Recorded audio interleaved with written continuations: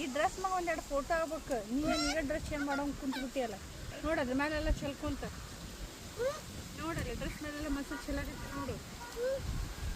ಅರಿಬೇಡಮ್ಮ.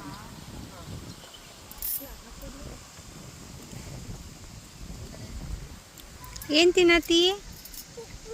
ಏನು ತಿನ್ನತಿ? ಚಲ್ಕೊಂಡ್ಯಪ್ಪ ಇರ್ಲಿ.